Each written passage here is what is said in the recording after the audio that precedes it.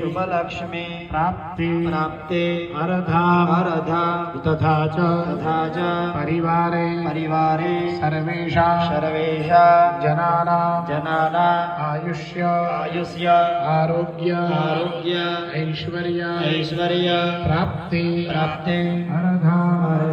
उत्तर प्रगति प्राप्ति अर्धा सर्व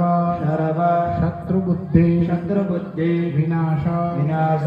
अर्धा तथा च मम अद्य दीने डाकोर धाम मध्ये भगवान रणछोडराय कृपा प्रसन्नता प्राप्ति अर्धा